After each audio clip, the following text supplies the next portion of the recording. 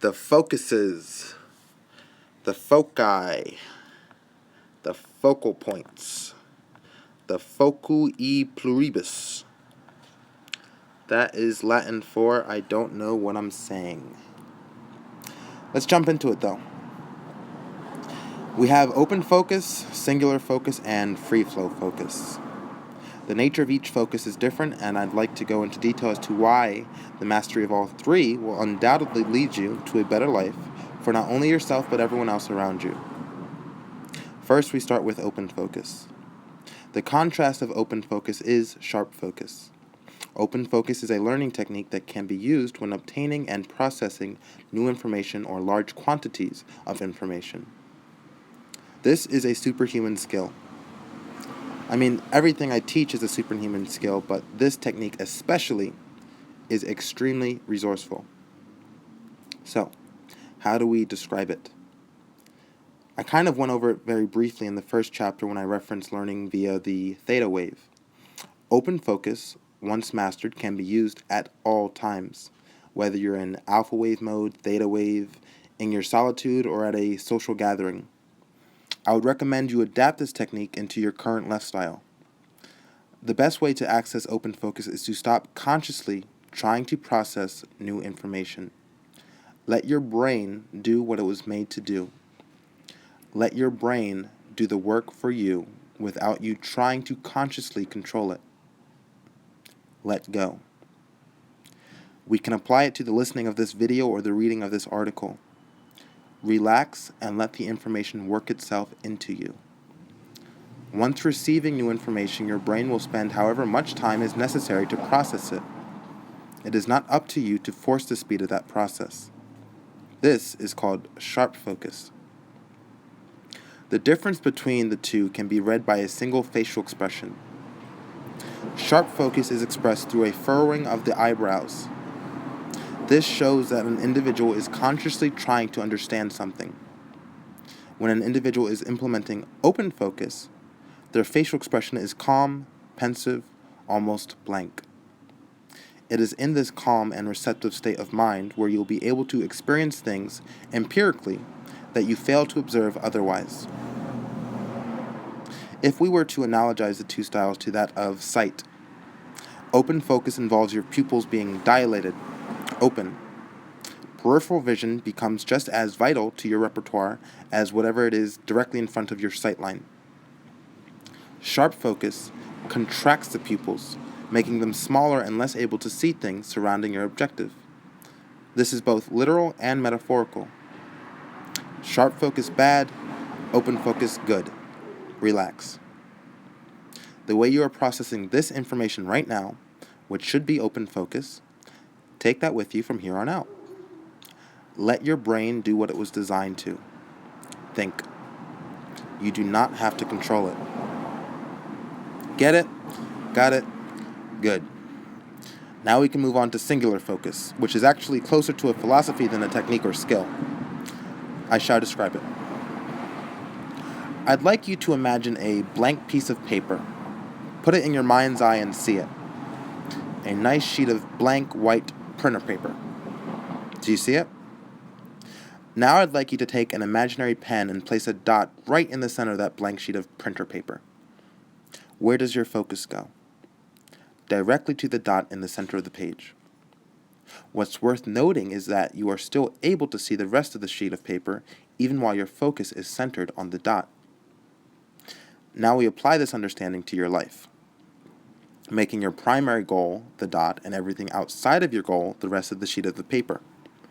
This can be considered as a type of lifestyle. Those who adopt it are sometimes called selfish. When using singular focus, becomes quickly apparent to everyone around you that you are set on doing what you want regardless of what others are doing or how others feel about what you are doing. People will talk about you. That is inevitable. Let them be spectators to your life. Let them be commentators. Let them watch. The world is a stage, and all the men and women in it are merely players. That's Shakespeare, ladies and gentlemen. Some people were born to be audience members. That's not a good or bad thing, just a fact. There are more audience members that populate this world than actual players. And if you think about it, it couldn't be any other way. When you go to see a play, how many individuals are in the audience compared to how many people are up on stage performing? It is the purpose of an audience member to critique and comment on whatever representation of life they are currently observing. This knowledge can be used constructively. If you become aware of the fact that people are starting to talk about you, whether it's positive or negative, they are starting to become more curious of your behavior, maybe scratching their heads a little. Take that to mean you are becoming a player in your own life. You are leading, and now you have an audience. That's a good thing. You just stay focused on your dot and let your peripheral vision deal with the rest of the sheet of paper. If a line is drawn starting from the top of the left-hand corner, heading straight for your dot, you will be able to see it because you see the whole page and not just your dot. Now, notice I saw singular focus and not multiple. Imagine placing 5 dots on your blank sheet of paper, all measuring with the same level of importance and trying to look at each one of them simultaneously. Pick one dot, one focus, and center everything else around that. You will learn multitasking through singular focus. You will learn prioritizing and compartmentalization and the delegating of tasks through singular focus. You are not a bad person for adopting this philosophy, though people may call you such. That's only because you are no longer focusing on them and their issues. This will force them to have to pay more attention to their own problems, and who in the hell wants to do that, right? Singular focus is the same principle as be a jack of all trades and a master of one. You must choose, however, what that focus, that goal, will be. No one else can choose it for you. My suggestion is that you make it something that you are truly passionate about. Not necessarily obsessive, but passionate.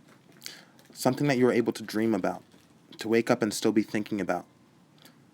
You focus on that goal, and I guarantee the rest of your life will literally fall into place. The people that are supposed to be a part of your life will be, and the people who existed to do nothing more than to drag you down will quite literally dissolve. And that is a good thing. Last but not least, we have free flow focus, which is the accumulation of all 3 terms. We are all on a journey to the end of our experience of life. It can be theorized that life doesn't truly start until the individual makes the conscious decision to start it. And then it hits you. Then you step out the door and all of a sudden the world seems huge and glaring. And everyone wants something from you, something to distract you. And it feels like a whirlwind, a sort of chaos that you have no control over. I am here to tell you that you do. You have absolute control over it. Make the choice to enter free flow focus, which is the concept of letting go and focusing on your individual experience of life. Get angry, get sad, get happy, laugh, have fights, make mistakes, but experience all of it. Learn from all of it. Because that is our only purpose on this planet. It always comes back down to experience. Just choose to be more aware of your experiences. Do not be a bystander. You have control. So much freaking control. And I'm telling you, the first step is always the hardest. But once it starts, once it really starts, and you will know when that happens, the only thing you will want to do is to continue on forward, to see what your next day will bring you, your next chapter. How much more will you learn? How much more is out there for you to experience? For those out there who truly want to get objectives complete within the time that they are on this earth, pay attention to the patterns, my friends. Pay attention to the patterns in everything. The patterns in human interaction. The patterns in your own mind. Learn to cut out unnecessary equations. Shorten the distance between A to B. Consistently learn. Consistently be driving forward. And remember to stay relaxed and have fun with the whole shebang. It's only life we're living. More content to follow on the Apex Frequency.